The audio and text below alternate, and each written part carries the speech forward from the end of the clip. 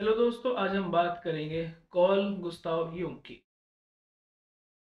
दोस्तों, call Gustav Jung की जो थियरी है वो सिगमंड फ्रॉइड की थियरी पर डिपेंड करती है और उन्हीं की थियरी का एक एक्सटेंड वर्जन है।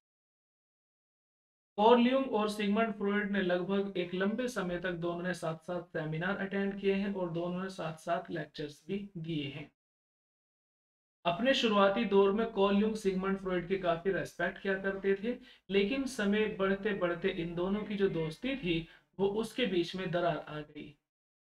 हालांकि शुरू में पॉल यूंग सिगमंड फ्रॉइड की थ्योरी को एक्सेप्ट क्या करते थे और उसको मानते थे, लेकिन जब दोस्ती के बीच में दरार आई वहीं पर इनके आइडियाज में भी दरार आ गई और यहीं से पॉल यूंग ने एक अपनी थियरी को सिगमंड फ्रॉइड के अपोजिशन में देना शुरू कर दिया था।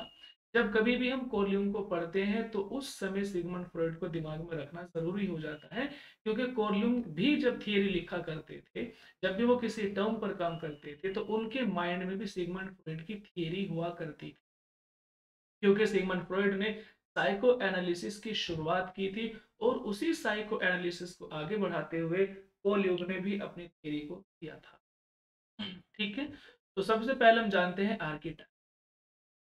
पॉल यूंग का मानना है कि इंसान जो भी इमेजिन करता है, इंसान जो भी सोचता है वो उन इमेजेस के थ्रू सोचता है, उन आइडियाज के थ्रू सोचता है, जो आइडियाज जो इमेजेस उसने कहीं ना कहीं पढ़े हैं। अब या तो उसने कहीं कहानी के अंदर वो पढ़े हैं या कहीं ना कहीं उसने वो किसी पौराणिक कथाओं के अंदर पढ़े।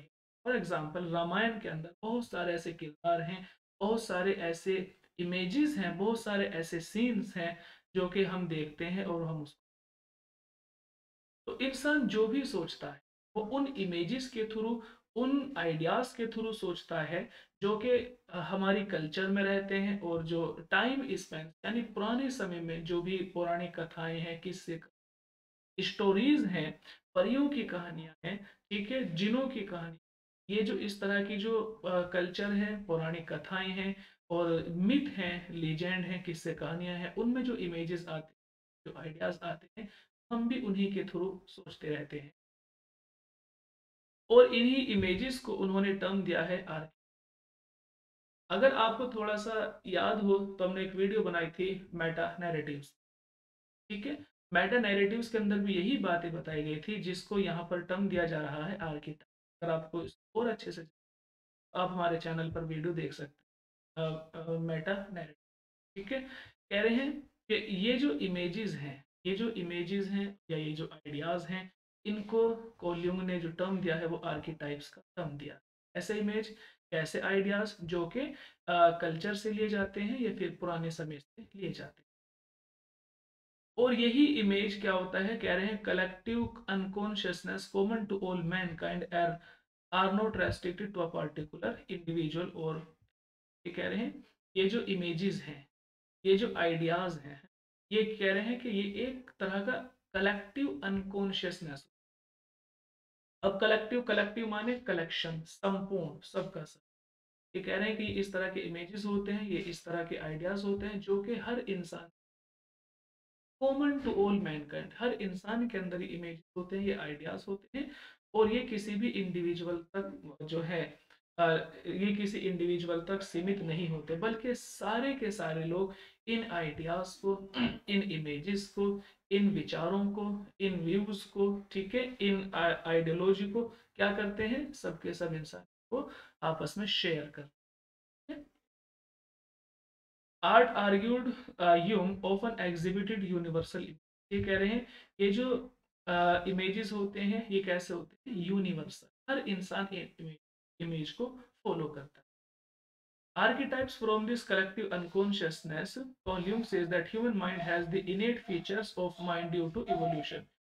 ये कह रहे हैं कि इवोल्यूशन की वजह से इंसान का जो माइंड है उसका एक इनेट फीचर्स हो, इंसान के माइंड में एक इनेट फीचर होता है। वो और फीचर कैसा होता है, ड्यू टू इवोल्यूशन, कि जब इंसान इवोल्यूशन होता है इंसान का, तो उस समय उसके माइंड में एक इनेट फीचर्स भी बन जाते हैं। वो कैसे कैसे फीचर्स है, कैसे कैसे कोई इमेजेस है, कह रहे हैं जैसे कि एंड अवर पास्ट एक्सपीरियंस, और हमारे जो पास्ट एक्सपीरियंस है, जैसे अंधेरा, ये एक तरह का ऐसी इमेज है जो हर इंसान है। स्नेक सांप से जो डर है, आप कहीं भी जाएं तो वो एक सांप का ऐसा कंसेप्ट है, इमेज है सांप की, स्नेक की, हर इंसान डरता है। शैडो, हमारे जो परछाई है, हमारी जो मेमोरीज हैं, वो हर इंसान के साथ में, ये भी एक यूनिवर्सल होता है। एंड इसी तरह से था जो कि बिजली की गर्जन है, हर इंसान अलग तरीके से देखता है, एक डर का, एक भय का जो भाव हमारे अंदर उत्पन्न। तो यहाँ पर जो इम्पोर्टेंट टर्म यहाँ पर उन्होंने दिया है वो दिया है कलेक्टिव अनकॉन्शियस। और कलेक्टिव अनकॉन्शियसनेस समझाने के लिए उन्होंने वर्ड यूज किया है आर्किटाइप। ठीक है, तो इसको आप इस तरह से समझ सकते हैं कि हर इंसान दुनिया में, हर इंसान दुनिया का हर इंसान, चाहे मर्द हो चाहे औरत हो, मेल हो या फीमेल हो, हर इंसान कुछ ऐसे पैटर्न्स हैं, कुछ ऐसे कंसेप्ट्स हैं जो सब आपस में शेयर करते हैं। ठीक है, और ये जो ऐसा होता है, ये होता है इंसान की इवोल्यूशन की। छोटा होता है पेट में होता है, पेट बाहर आता है, बड़ा होता है, बड़ा होता है, जैसे जैसे इंसान बढ़ता जाता है उसका जो पूरा इवोल्यूशन है, इवोल्यूशन के वजह से ही इंसान के अंदर कुछ इनेट फीचर्स बन जाते हैं, उसके दिमाग में कुछ ऐसे फीचर, ऐसे इमेजेस, कुछ ऐसे कोड कंसेप्ट बन जाते हैं जो हर इंसान बनते जाते हैं। जैसे कि अंधेरे से हर इंसान, दुनिया में किसी को भी आप अंधेरे में बिठाएंगे तो लगभग वो डरेगा। स्नेक को आप, किसी सांप को किसी भी इंसान के अगर ऊपर डालेंगे तो ये भी हर इंसान डरेगा। तो ये क्या है, आर्केटाइप्स। एक पीढ़ी से दूसरी पीढ़ी तक ये चीजें चलती आ रही हैं। हमसे 2000 साल पहले, 3000 साल पहले भी लोग सांप से डरते होंगे और आज डरते हैं। इसी तरह डार्कनेस, अंधेरे से पुराने समय में भी लोग डरते होंगे, आज भी अंधेरे से डरते। शैडो इंसान मेमोरीज है, हमारे पूर्वजों की भी अपनी कुछ यादें होंगी, उनके भी कुछ अपने डिप्रेशन, टेंशन, है ना, ये चीजें होंगी, आज चलती आ रही हैं। थंडर, बिजली की गर्जन से जो मैसेज वो लोग उस समय लेते होंगे, वही डर का अनुभव लोग करते हैं, बिजली जब गरजती है, थंडर वॉइस होती है। तो इस तरह से ये क्या है, ये एक एग्जाम्पल है कलेक्टिव अन, फिर आप बोले आर्किटेक्ट, कह रहे हैं कि यहाँ पर इसके कुछ पार्ट्स होते हैं जो कि आर्किटाइप्स हैं, जैसे कि ना, अभी क्या है, एक आर्किटाइप पार्ट होता है, इसी तरह एनिमस, इसी तरह शेडो, और फिर आप नीचे यहाँ देखें कि आर्किटाइप के कुछ पार्ट्स होते हैं। पहला पर्सन, तो ना क्या है, ये एक लैटिन वर्ड से लिया गया है जिसका मतलब, ठीक है, परसोना का मतलब होता है मास्क। मास्क माने which we have in public, जिसको पहनते हैं और डिफरेंट सिचुएशन में हम इसका इस्तेमाल, ये इंसान की जो आउटसाइड, वो एक ये परसोना इंसान आउटर साइड। आप परसोना कैसे समझ सकते हैं कि देखो, इंसान के दो फेस होते हैं, दो फेस होते हैं, एक तो उसका दिमाग का फेस और इसका वो फेस होता है जो दिखाने, जैसे कि हाथी के दांत खाने के दूसरे होते हैं, दिखाने के दूसरे होते हैं। तो आप कह सकते हैं कि जो दिखाने वाले दांत हैं वो हमारा, ठीक है, यानी सोसाइटी के अंदर जिस तरह से हम अपना प्रेजेंट करते हैं, भोले बनकर, मासूम बनकर, हाँ, तो वो होता है, ये एक तरह का मास्क होता है। हम अपने चेहरे पर जिस तरह का एक्सप्रेशन रखते हैं, मास्क बोले तो यानी एक्सप्रेशन, हम अपने चेहरे के जिस एक्सप्रेशन के साथ सोसाइटी से रूबरू होते हैं, लोगों से हैं, तो वो हमारा which we have in public, कि जब हम आम लोगों के बीच, जब हम पब्लिक के बीच में होते हैं, तो जो एक्सप्रेशन हमारे चेहरे, और इसी तरह अलग अलग सिचुएशन में जो भी हम दिखाते हैं, यानी अपने आप को जब हम होकर दिखाते हैं, किसी को हंस कर दिखाते हैं, तो ये हमारा पर्सोना है।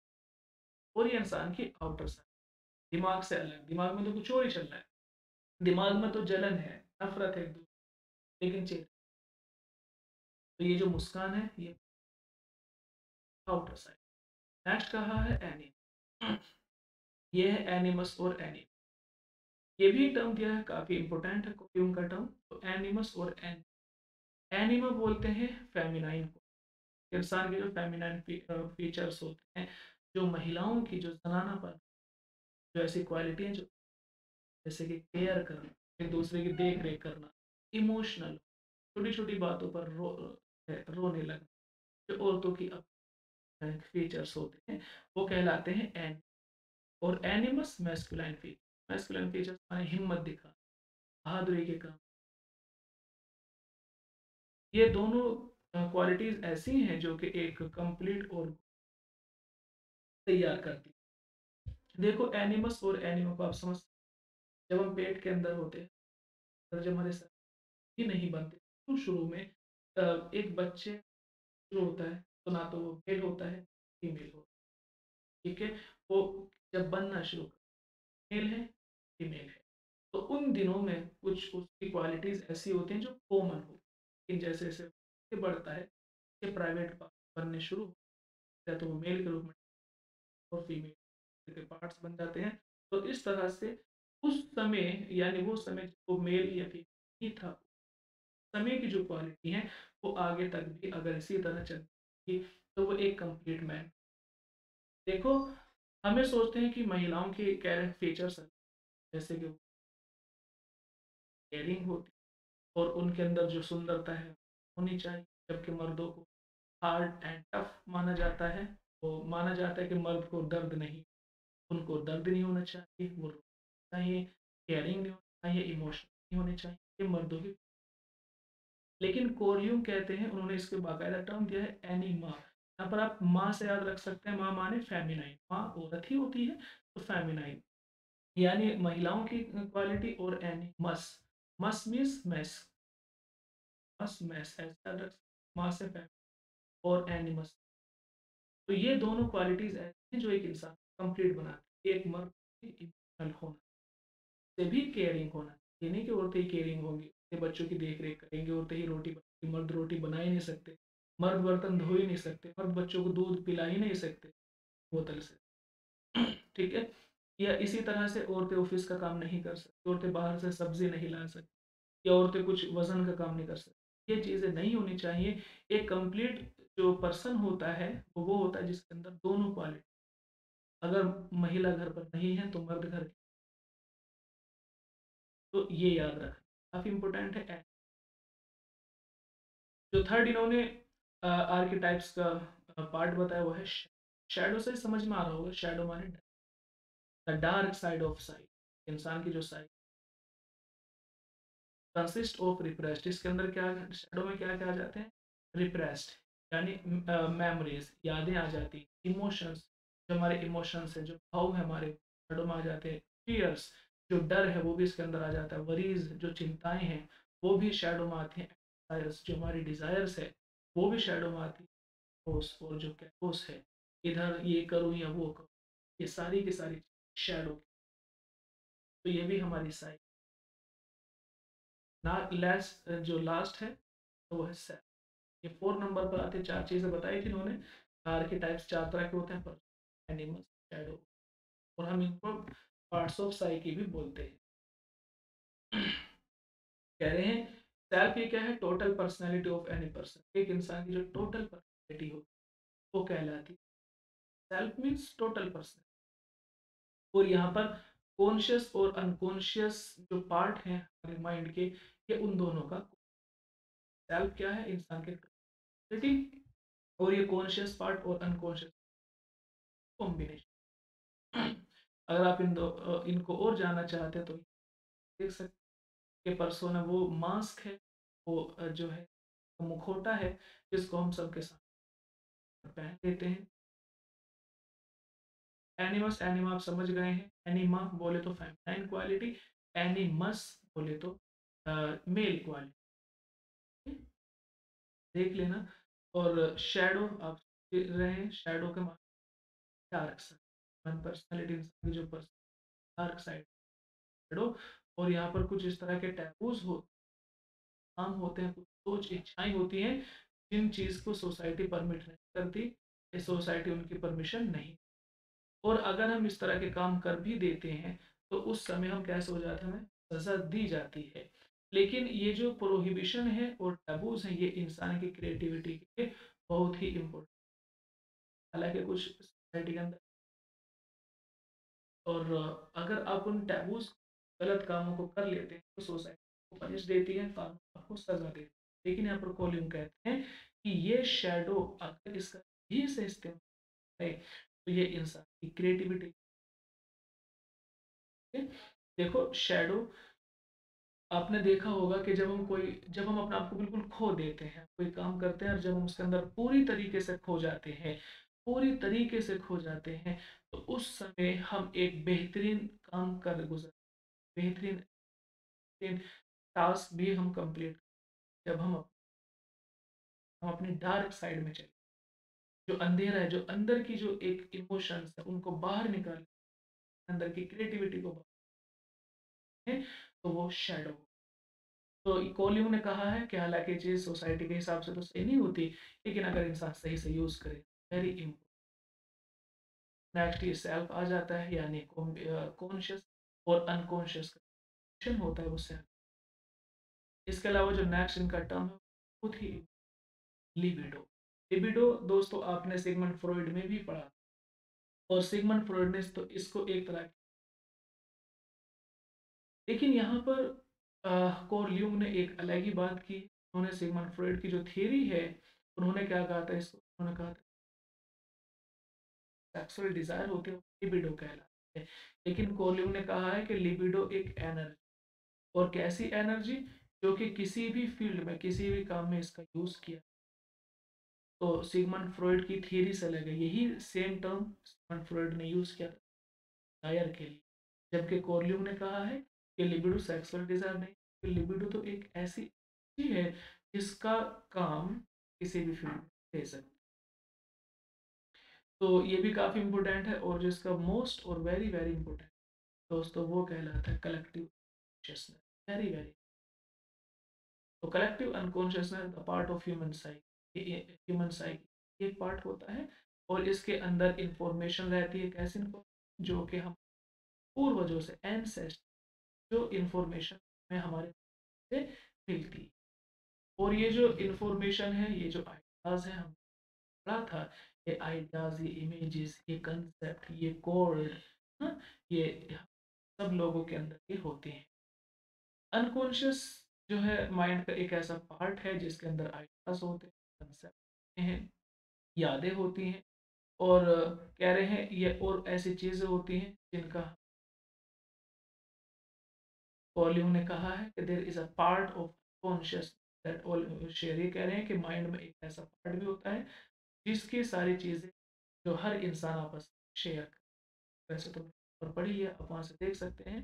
तो कलेक्टिव अनकॉन्शियस, कलेक्टिव से याद रखना यानी संपूर्ण व्यक्ति, universal features, universal images, universal patterns, universal code, universal symbols, है ना। तो ऐसे सिंबल, ऐसे कंसेप्ट, ऐसे आइडियाज, ऐसी इमेजेस जो हर इंसान आपस में एक जैसे ही मान, फॉर एग्जाम्पल हमने ऊपर एग्जाम्पल में देखा था सांप, सांप पूरी दुनिया में उसको, उससे लोग डरते हैं और घृणा करते हैं। इसी तरह से थंडर, जब बिजली आसमान में गरजती है, दुनिया का है एक डर का माहौल उससे है। इसी तरह से और भी चीजें हैं, और ये सारी चीजें हर इंसान आपस में शेयर कर, पीढ़ी दर पीढ़ी ये चीज, हमारे पापा भी सांप से डरते थे, इसी तरह बिजली को देख भी डरते थे, अंधेरे को देख। तो ये कलेक्टिव अनको कह रहे हैं साइकी। अब ये टर्म है साइकी। साइकी क्या है, एक इंसान की टोटल, यहाँ पर साइकी को भी समझ लेते हैं, साइकी हमारे ही पार्ट को। दोस्तों साइकी को तीन जगह डिवाइड किया, तो इस हिसाब से भी डायग्राम से समझ के साइकी के तीन पार्ट होते हैं, कॉन्शियसनेस, पर्सनल कॉन्शियसनेस, और एक कलेक्टिव। कलेक्टिव अनकॉन्शियसनेस हम पढ़ रहे हैं, लेकिन सिगमंड फ्रॉइड ने एक जो है टर्म दिया था, वर्ड दिया था, ईगो। ठीक है, सिगमंड फ्रॉइड ने कहा था कि ईगो इंसान का एक रेयर पार्ट, ऐसा पार्ट जागता है। तो यहाँ पर इन्होंने बोला consciousness the most aware part of fraud ego, कि ये इंसान की जो, इंसान के दिमाग को तीन पार्ट में उसने डिवाइड किया, इंसान की साइकी के तीन पार्ट हैं, consciousness, personal unconsciousness, collective unconscious, according to Carl Jung.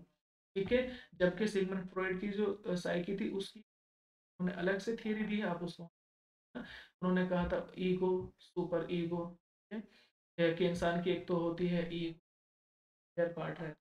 एक होता है दोस्तों पर ईगो, जो कि लगभग चीज़ों के बारे में बताता है। ईड, ID ईड, तो वो अलग मैटर है, लेकिन यहाँ पर वॉल्यूम को जानने के साइकी को 3 जगह डिवाइड। कॉन्शियसनेस, जो कि इंसान का ऐसा पार्ट जो कि हमेशा जागता रहता है। पार्ट कौन सा? पर्सनल। पर्सनल अनकॉन्शियसनेस है कि ये किसी भी इंसान के consist of events of one's life. Personal के हमारी जो पर्सनल लाइफ की जो इवेंट्स हैं, ये उन चीज़ों को बताता है, और ऐसी इवेंट्स, ऐसी बातें भूल गए।